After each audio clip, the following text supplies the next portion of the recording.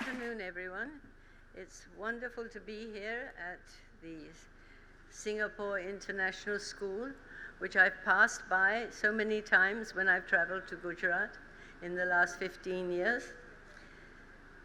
It's quite amazing to see the infrastructure that you enjoy. You have only 500 students here. So you 500 students are very, very, very lucky. I'm going to talk to you about what is going to happen after COVID, where we are going to go and where we have been, and what is likely to happen in the future. It was agriculture sector that cushioned the nation against the pandemic and the economic crisis, thereby establishing their resilience. A resilient sector with the right direction of growth can ensure the creation of resilience. You might wonder why I'm saying this. You must have seen so many people left Bombay. Millions of people left Bombay. And where did they go? They went to the countryside. They went back home. They went to their farms. They were taken in, they lived in their farms and they worked their farms. So the agricultural industry, and I will call it an industry because it is extremely important, and it's not just plowing the fields. And I would say that when you think about your career for the future, why not think of agriculture?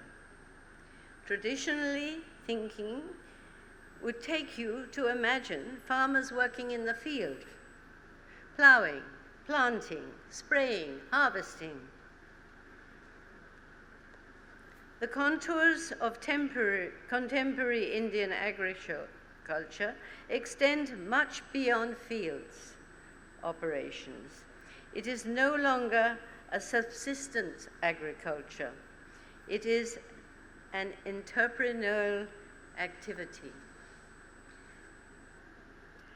It is already happening. The growth under agriculture is enormous. In fact, we do not know what it is.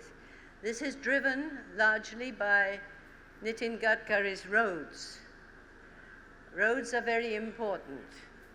Roads have to be there for you to take your crop to market. And the crops need many things. They need storage. They need cold storage. They need cold chains to get the crops to market and to your house, to your table, to keep you nourished and healthy.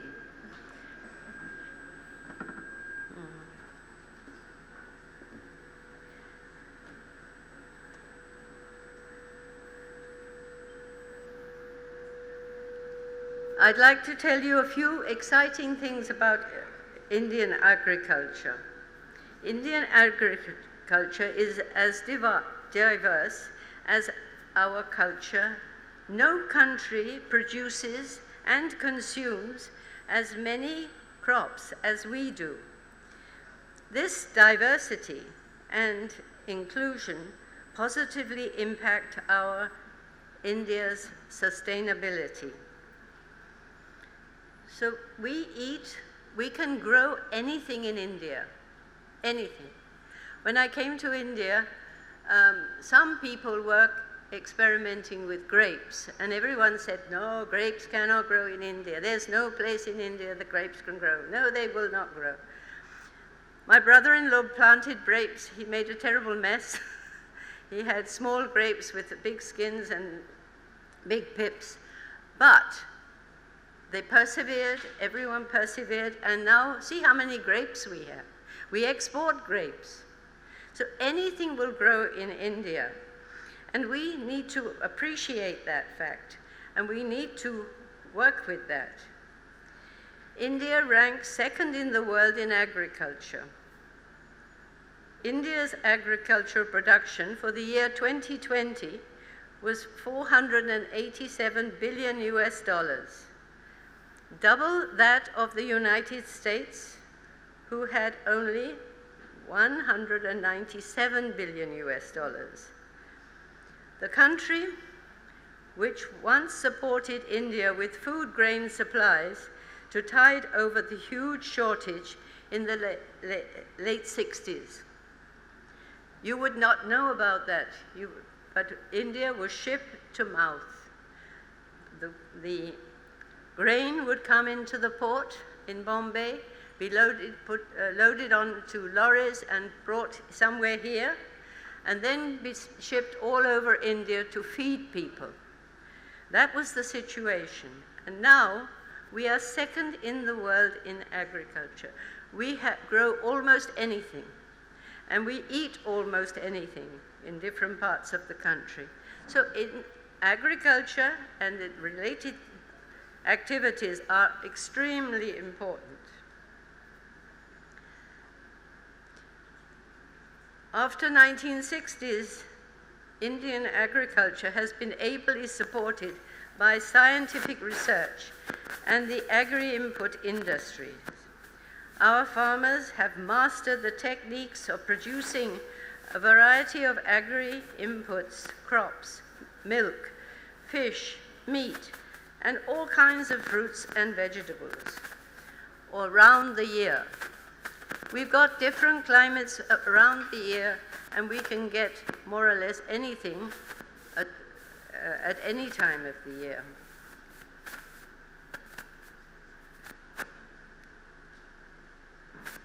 There was a time when milk was difficult to get, and if you got RA milk, you probably know about RA Milk Colony, if you got an allotment of RA milk, you'd hit the jackpot. Now we get Amul milk whenever we want it. We can buy it from any shop, and things are completely different. And that is how Indian agriculture is to grow and is growing. There is no threat to India's food security. The world agriculture is highly export intensive. The world agriculture production is $3,686 billion US, out of which $1,800 billion US is exported all over the world. India exports just 8% of its agricultural production. So, what do we get out of this, and where are we going? We get opportunities. And although you probably don't think so now, there are opportunities for you when you grow up to venture into something some business, some activity which is related to agriculture. Marketing, increasing the consumption of what Indian farmers produce remains a big challenge, which youngsters like you can address with innovative ideas, fresh minds, and uninhibited by old ways and traditions. Having a fresh look, having people like you go out into this industry would be an amazing event, because you'd look at it differently, and you would bring new ideas and new solutions to age-old problems.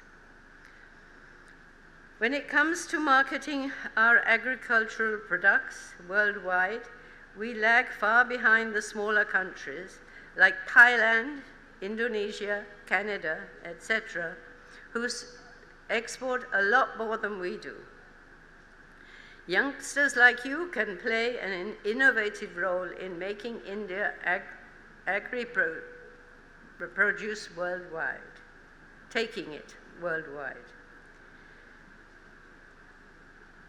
Those of you who have a farming background, I doubt there's many here, but I mean, it's possible that you're here, can think of taking up mixed farming, which includes livestock, cereals, pulses, fruits, vegetables, flowers, milk, poultry, aquaculture, and supply to the nearest towns, and set up a whole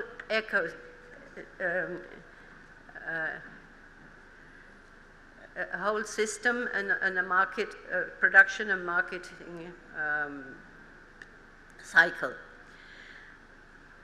It's wonderful to be here and to be able to introduce agriculture to you children who probably haven't thought much about it, but you may have, and I wish that you should be